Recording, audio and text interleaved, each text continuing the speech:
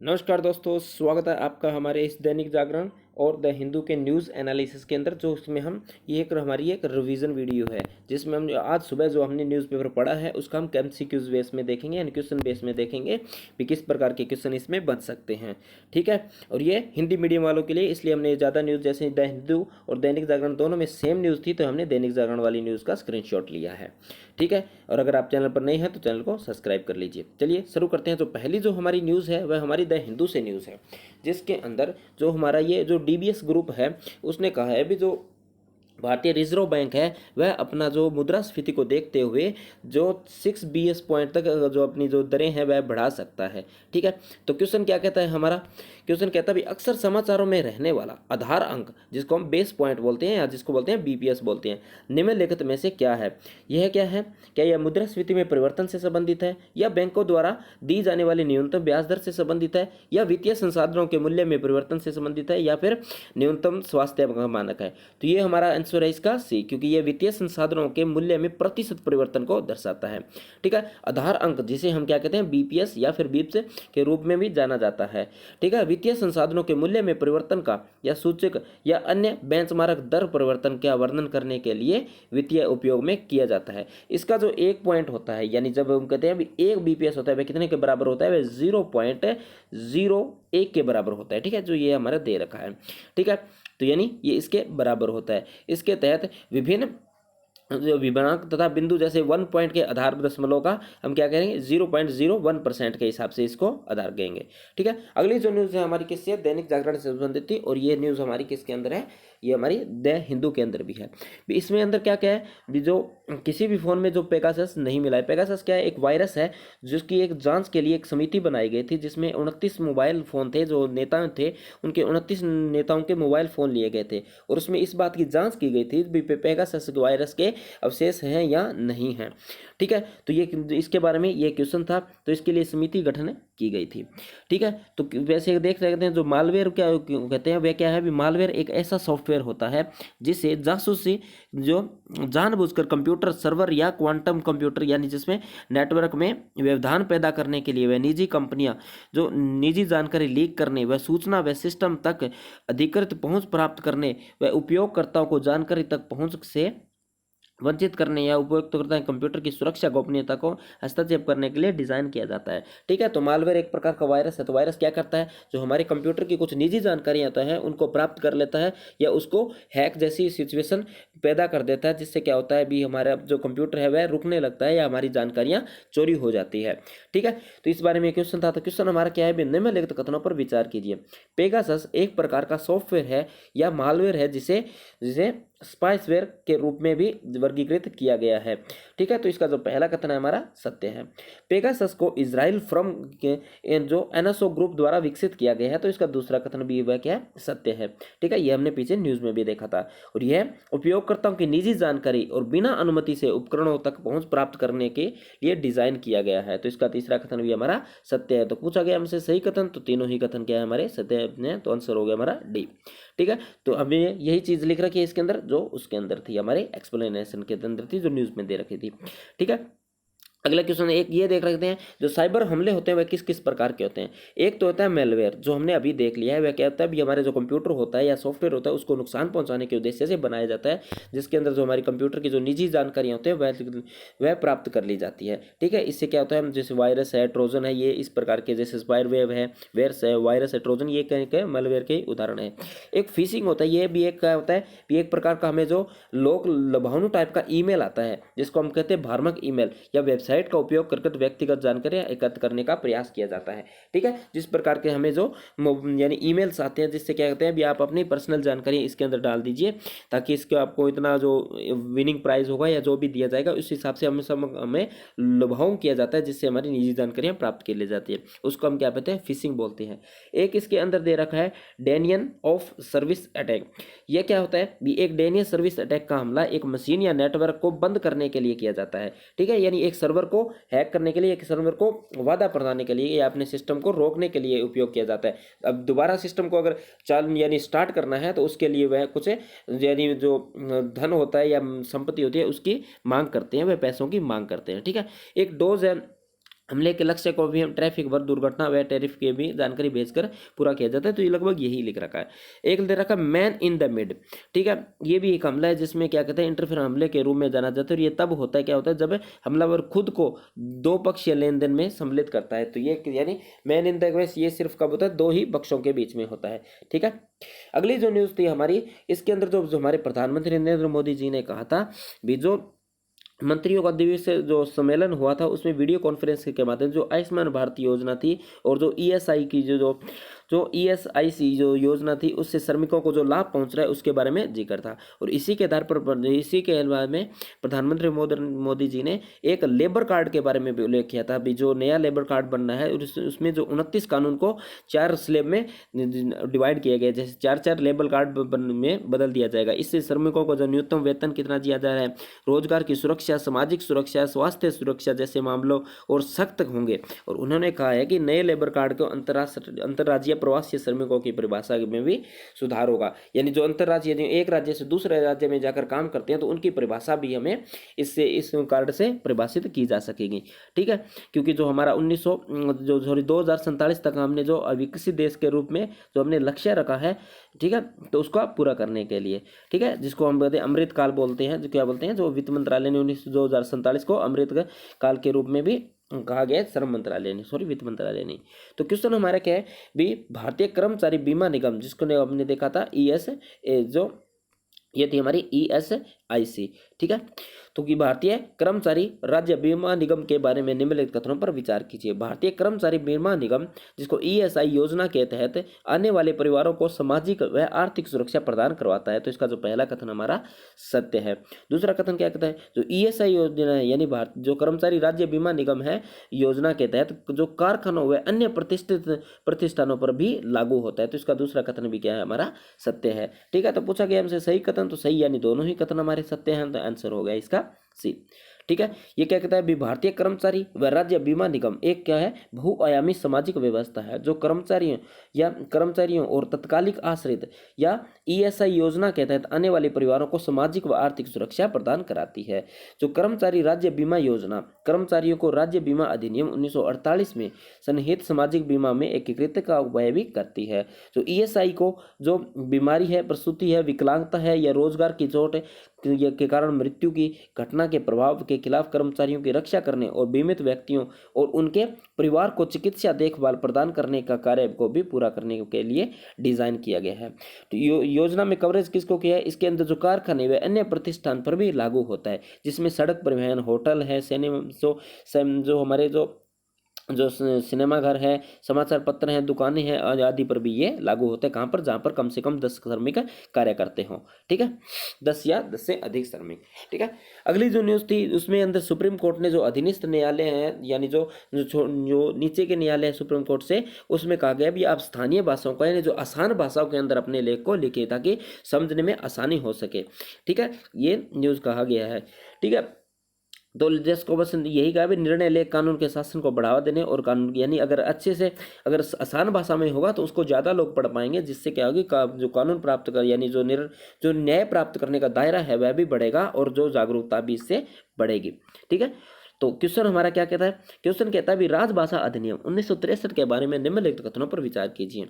राज्यपाल राष्ट्रपति की पूर्व अनुमति से उच्च न्यायालय द्वारा दिए गए निर्णय एवं आदेश हिंदी व अन्य राजभाषा में प्रयोग की अनुमति दे सकता है। तो इसका जो पहला कथन है वह सत्य है, मगर ये बात यह ध्यान रखने वाली है भी जो राज्यपाल है वह राष्ट्रपति की पहले इस बात की अनुमति लेगा। वह जो हाई कोर्ट है उसकी जो आदेश है उसके निर्णय हिंदी या अन्य भाषा में प्रकाशित कर पाए। ठीक है, अगला जो कथन क्या कहता है भी राजभाषा अधिनियम में सर्वोच्च न्यायालय का उल्लेख नहीं है, यानी जो राजभाषा में कहा गया भी सर्वोच्च न्यायालय के अंदर किसी भी भाषा यानी उपयोग की बात नहीं कही गई है। तो इसके अंदर केवल और केवल कौन सी भाषा का उपयोग किया जाता है, वह कौन सी भाषा हमारी अंग्रेजी भाषा है।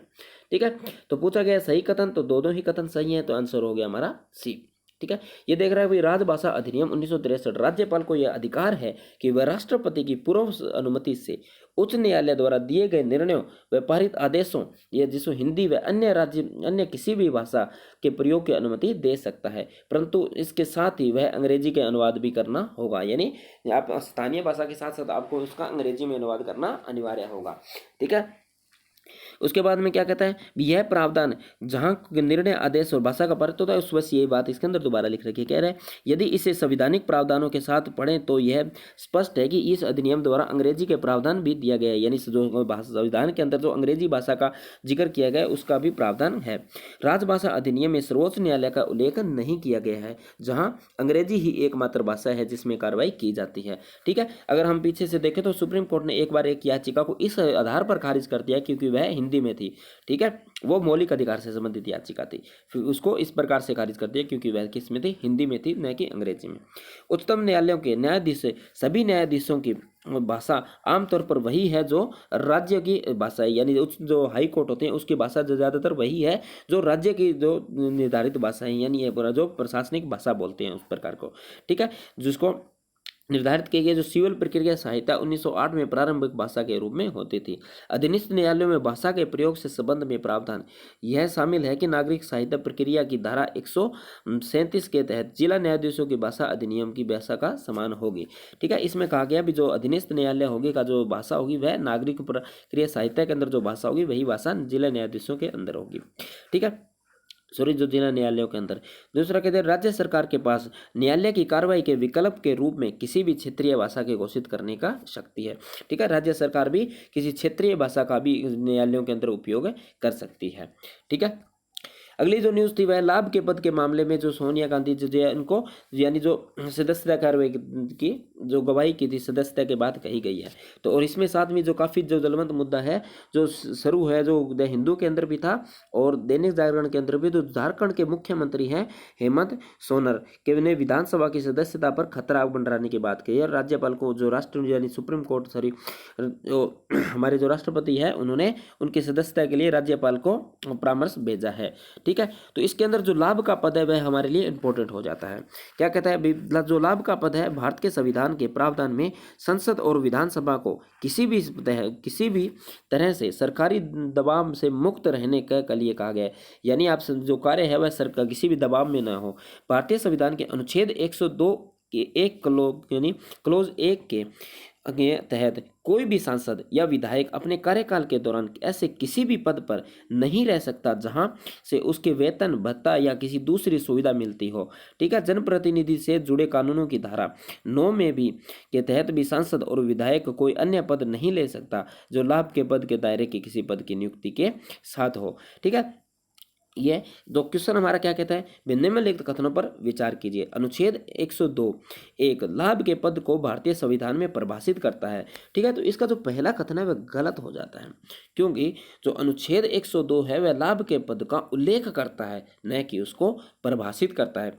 ठीक है, तो इसका पहला कथन क्या होता है, गलत हो जाता है। तो दूसरा कथन क्या कहता है, वे अनुच्छेद 191 एक के तहत राज्य विधानसभा के सदस्यों के किसी भी अन्य पद को धारण करने की मनाही करता है। तो इसका जो दूसरा कथन हमने अभी देखा है वह क्या है, सत्य है। तो पूछा गया हमसे सही कथन, तो सही कथन कौन सा है, बी।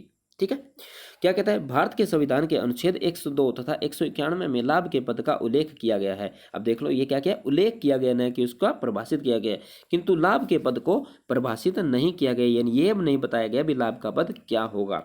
ठीक है, अगला है अनुच्छेद 102 के अंतर्गत संसद सदस्यों के लिए अनुच्छेद जबकि 191 के तहत राज्य विधानसभा के सदस्यों के लिए अन्य पदों के धारण करने की मनाही करता है, यानी 102 है वह संसद के सदस्यों के लिए और जो 191 है वो राज्य विधानसभा के लिए लाभ के पद के धारण करने की मनाही करता है। जो लाभ का पद कहाँ के है भी, जहाँ पर वेतन भत्ते व दूसरी सरकारी सुविधाएं मिलती है वह लाभ का पद है। ठीक है, और इस तरह के लाभ के मत यानी कुछ पद ऐसे हैं जिसका इस पर प्रभाव नहीं पड़ता है। अगर कोई सांसद या विधायक किसी लाभ के पद पर आसीन पाया जाता है तो संसद या संबंधित विधानसभा उसकी सदस्यता को अयोग्य करार दिया जा सकता है। ठीक है, और केंद्र सरकार द्वारा जारी अधिसूचना के अनुसार किसी भी विधायक द्वारा सरकार के ऐसे लाभ के पद को हासिल नहीं किया जा सकता जिसमें सरकारी भत्ते व अन्य शक्तियां मिलती हों। जनप्रतिनिधि कानून की धारा 9 में सांसदों को विधायकों को लाभ के पद धारण करने की मनाही की बात कही गई है। ठीक है, अगली जो न्यूज़ थी जो हमारा जो अभी हमने जो कल ही न्यूज़ देखी थी वह किसमें थी, जो आईएनएस हमारा जो विक्रांत है उसके बारे में ये न्यूज़ थी। इसमें अंदर कहा गया अभी भारत अपने पहले स्वदेशी निर्मित विमान वाहक पोत जो आईएनएस विक्रांत के निर्माण के साथ भी 40,000 टन से अधिक विमान पोत के देश यानी उनकी जो चुनिंदा देशों की सूची में शामिल हो गया है। तो कौन कौन से देश हैं इसके अंदर? जो देश हैं हमारे अमेरिका है, ब्रिटेन है, रूस है, चीन है, फ्रांस और ये देश है, और अभी इसके अंदर हमारा भारत भी इसके अंदर शामिल हो गया है। ठीक है, तो इसके अंदर हमने देखा था अभी 12 हेलीकॉप्टर होंगे, कुछ लड़ाकू विमान होंगे, वह इसके अंदर आ सकते हैं। और इसकी ऊंचाई जो इसकी जो लंबाई है हमारी 272 मीटर है, और इसकी चौड़ाई है जो 62 मीटर है, और इसकी ऊंचाई है वह कितनी 59 मीटर है। ठीक है, और ये कितने पावर का है? लगभग ये 88 मेगावाट की बिजली से चलेगा। ठीक है, जबकि इसके अंदर ये सारी की सारी इसके अंदर सारी की सुविधाएँ हैं।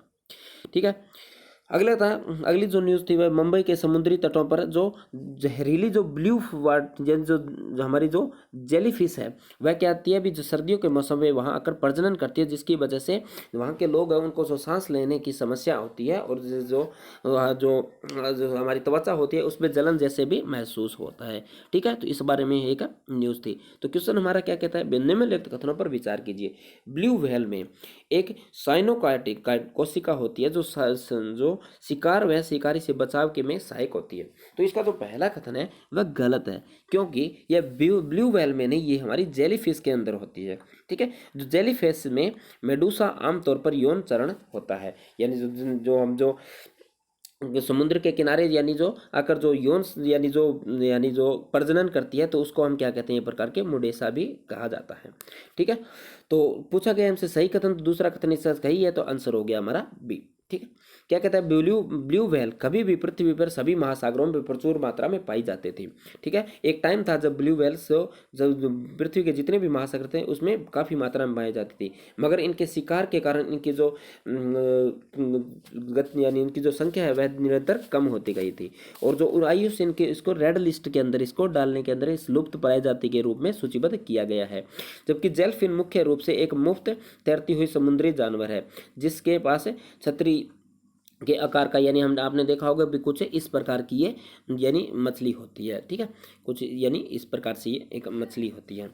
ठीक है जी, ठीक है, जिसके के अंदर एक जिसको बोलते हैं साइनोडाई कोशिका से लैस होती है, जो शिकार पकड़ने व शिकारी से बचाने में सहायक होती है, और इनके जो इसका जो जीवन काल जटिल होता है, और जिसको बोलते हैं मेडूसा आमतौर पर यौन चरण होता है, और पेनुला लावा पैदा करती है, जो कि व्यापक रूप में फैलता है, यानी इसी के कारण जो सांस लेने में दिक्कत और जो त्वचा पर जलन जैसा महसूस होता है।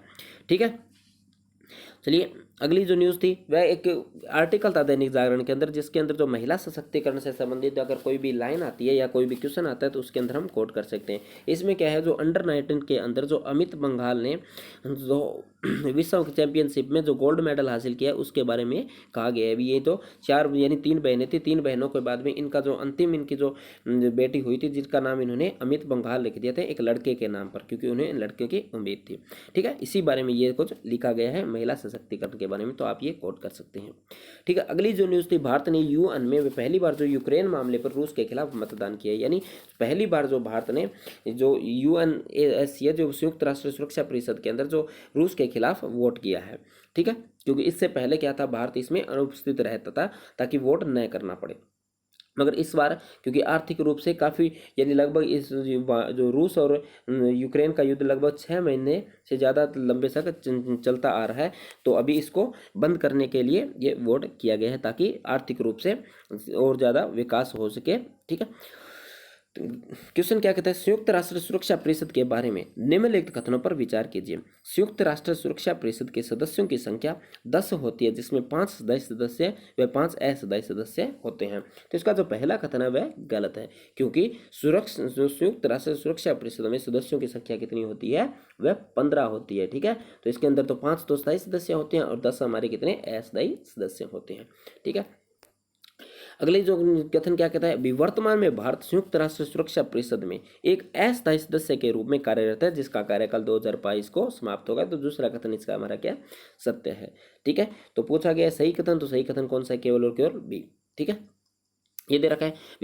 संयुक्त राष्ट्र सुरक्षा परिषद 1945 में संयुक्त राष्ट्र चार्टर द्वारा की गई थी और यह संयुक्त राष्ट्र के 6 प्रमुख अंगों जिसमें महासभा, ठीक है, और ट्रस्टीशिप काउंसिलिंग, आर्थिक और सामाजिक परिषद, अंतर्राष्ट्रीय न्यायालय और सचिवालय का एक अंग है। यानी छठा अंग कौन सा है हमारा? संयुक्त राष्ट्र सुरक्षा परिषद। और इसकी प्राथमिक जिम्मेदारी क्या है? वह अंतर्राष्ट्रीय शांति और सुरक्षा बनाए रखने का कार्य करता है, ठीक है। तभी इसके अंदर यूक्रेन और रूस के तो मतदान होता है और इसका जो मुख्यालय कहाँ पर है? हमारा न्यूयॉर्क के अंदर है, ठीक है। इसमें कितने 15 सदस्य होते हैं, जिसमें 5 स्थायी सदस्य होते हैं और 10 अस्थायी सदस्य होते हैं, जिनका कार्यकाल कितना होता है? 2 वर्ष का होता है। 5 स्थायी सदस्य में कौन कौन से देश हैं? इसमें अमेरिका है, ठीक है, और रूस है और फ्रांस है, चीन है और यूनाइटेड किंगडम है यानी यूके है, ठीक है। भारत 8वीं बार यानी 2021 में एक गैर सदस्य के रूप में चुना गया था, ठीक है। और ये जो गैर सदस्य होते हैं वह एक क्षेत्रीय के आधार पर चुने जाते हैं, एक क्षेत्र के आधार पर इनका चुनाव किया जाता है। भी जैसे जितने महाद्वीप हैं तो उसके हिसाब से इनका चुनाव किया जाता है, ठीक है। अगली जो न्यूज़ थी वह किससे थी? भारत और अमेरिका के बीच में जो जो युद्ध अभ्यास होने वाला है वह कहाँ पर होने वाला है? उत्तराखंड के आसपास होने वाला है, जिसकी चीन ने काफ़ी आपत्ति जताई है, ठीक है। भारत और अमेरिका के जो सैनिक जो वो क्या है? उत्तराखंड के कहाँ पे? जो ओली में जब कहाँ से 18 से 31 अक्टूबर के बीच में होने वाला है, जिसकी जो पिछले 2 वर्षों से युद्ध अभ्यास की तुलना में इस बार सैनिक संख्या भी ज़्यादा होगी और नए नए हथियार भी इसके अंदर होंगे, ठीक है। तो इसकी जो चीन है, क्योंकि चीन की जो सीमा हमारे उत्तराखंड के काफ़ी पास लगते हैं, इस हिसाब से जो उत्तराखंड ने यानी जो चीन ने इस पर आपत्ति जाहिर की है, ठीक है। जो क्वेश्चन क्या है? भी निम्नलिखित कोटों में इस पर विचार कीजिए। क्या कहता है? एक ये बताया गया भी एक तो ब्रज प्रहार, संगम, लाल झंडा और कोप इंडिया, निम्न में से कौन सा युद्ध अभ्यास भारत और अमेरिका के मध्य में होते हैं? तो ये कौन से होते हैं? चारों ही कैसे हैं जो इनके बीच होते हैं, ठीक है। तो ये सारे के सारे युद्धाभ्यास दे रखे हैं। अगली जो न्यूज़ थी वह क्या थी?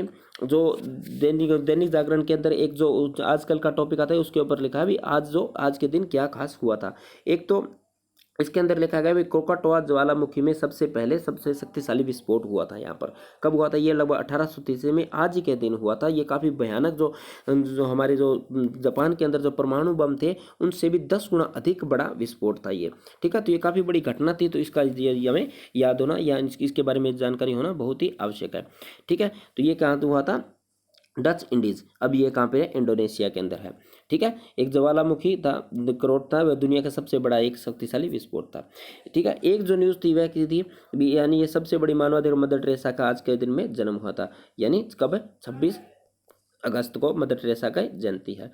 दुनिया की सबसे महान हितैषी एक मदर टेरेसा, ठीक है, का जन्म कब? 1910 में आज ही में कहाँ पे हुआ था? नॉर्थ मैसिडोनिया में हुआ था और मात्र 12 साल की उम्र में भी धार्मिक सेवा से जुड़ने का निश्चय किया था और 18 वर्ष की उम्र में घर छोड़कर वह नन बन गई थी, ठीक है। और वर्ष 1929 में वह मिशनरी स्कूल में पढ़ने भारत आई थी। कब आई थी? 1929 के अंदर, ठीक है। और 1946 में अध्यापन छोड़कर बेसहारा लोगों की सेवा का संकल्प लिया और 1950 में कोलकाता में मेंस ऑफ चैरिटी यानी मेंस ऑफ चैरिटी की स्थापना की थी और 1939 में नोबेल पुरस्कार से भी इनको सम्मानित किया गया है, ठीक है। और 5 सितंबर 1997 को इनका निधन हो गया था, ठीक है। क्वेश्चन क्या था?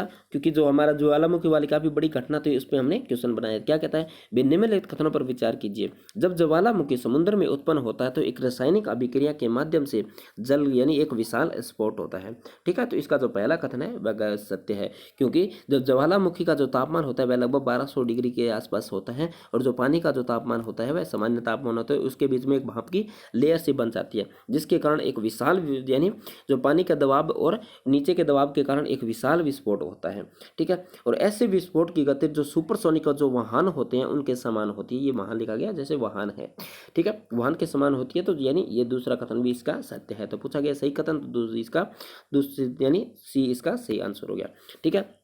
ये घटना कहलाती है जिसको ईंधन शीतलन जो इंटरेक्शन कहलाती है। यदि मैग्मा समुद्र में पानी में धीरे धीरे ऊपर उठता है तो लगभग 1200 डिग्री सेल्सियस के तापमान पर भी मैग्मा व पानी के बीच में भाप की एक पतली परत सी बन जाती है और यह मैग्मा की भारी परत को ठंडा करने के लिए इंसुलेशन की तरह की परत का प्रदान करती है। लेकिन यह प्रक्रिया तब तक काम नहीं करती जब तक कि ज्वालामुखी गैस भरी जमीन में मैग्मा का विस्फोट न हो। यानी यह जब तक विस्फोट नहीं होता तब तक ये यानी काम नहीं करती है। ठीक है, क्या कहता है अभी, जब मैग्मा तेजी से पानी में प्रवेश होता है तो भाप में जल्द ही यानी भाप की परत जल्द ही बाधित हो जाती है। यानी जब मैग्मा धरती पर पहुंच जाता है यानी जो सतह पर पहुंच जाता है तो वह भाप होती है वह बाधित हो जाती है। ठीक है, जिससे गर्म मैग्मा ठंडे मैग्मा में सीधे संपर्क में आती है और रासायनिक अभिक्रिया के विस्फोट के समान होती है। और ये क्या होते हैं, अत्यधिक हिंसक व विस्फोटकारक मैग्मा को अलग कर देती है और एक श्रृंखला प्रक्रिया के रूप में होती है। ये नए मैग्मा के टुकड़े में पानी के नए ताज़ा पानी यानी ताज़ा गर्म आंतरिक सतहों का उजागर करती हैं और विस्फोट अंततः ज्वालामुखी कणों को बाहर निकालता है और सुपरसोनिक गति के कारण विस्फोट होता है। ठीक है, तो आज के वीडियो में इतना ही। अगर आप वीडियो को अगर आपके लिए हेल्पफुल होती है तो आप वीडियो को लाइक कर सकते हैं और चैनल को सब्सक्राइब कर सकते हैं और आगे शेयर भी कर सकते हैं। ठीक है, तो मिलते हैं नेक्स्ट